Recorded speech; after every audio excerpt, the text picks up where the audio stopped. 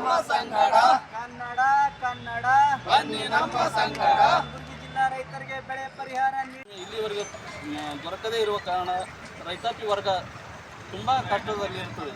ಇದರಿಂದಾಗಿ ಜಿಲ್ಲೆಯ ರೈತರಿಗೆ ಸೂಕ್ತವಾದ ಬೆಳೆಯದೇ ತುಂಬ ಸಂಕಷ್ಟದಲ್ಲಿದ್ದಾರೆ.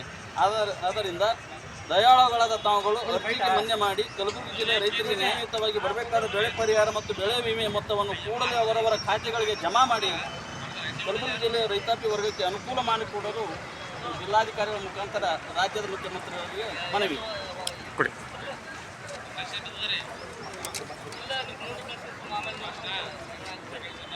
ಎಲ್ಲರೂ ಇಲ್ಲಿ ನೋಡಿ ಸರ್,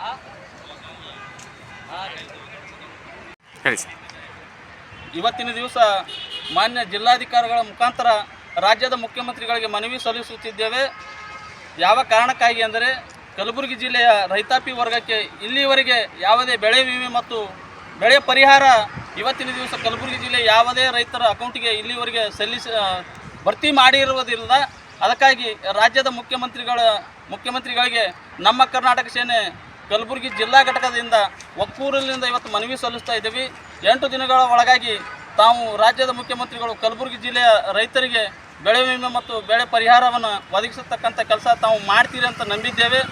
ಮಾಡದೇ ಇದ್ದಲ್ಲಿ ಮುಂದಿನ ದಿನಗಳಲ್ಲಿ ಕಲಬುರಗಿಯಲ್ಲಿ ಉಗ್ರವಾದ ಹೋರಾಟಗಳ ಮಾಡುವ ಮುಖಾಂತರ ಈ ಕಲಬುರಗಿ ಜಿಲ್ಲೆಯ ರೈತರಿಗೆ ನ್ಯಾಯ ಒದಗಿಸತಕ್ಕಂಥ ಕೆಲಸ ನಮ್ಮ ಕರ್ನಾಟಕ ಸೇನೆ ಮತ್ತು ನಮ್ಮ ರಾಜ್ಯಾಧ್ಯಕ್ಷರಾದಂಥ ಬಸವರಾಜ ಪಡಕೋಟೆ ಅಣ್ಣವರ ನೇತೃತ್ವದಲ್ಲಿ ಮುಂದಿನ ದಿನಗಳಲ್ಲಿ ಉಗ್ರವಾದ ಹೋರಾಟ ಮಾಡ್ತೀವಿ ಅಂತಕ್ಕಂಥ ಮಾತನ್ನು ಮಾಧ್ಯಮ ಮುಖಾಂತರ ರಾಜ್ಯದ ಮುಖ್ಯಮಂತ್ರಿಗಳಿಗೆ ಗಮನಕ್ಕೆ ತರಬಯಸುತ್ತೇನೆ.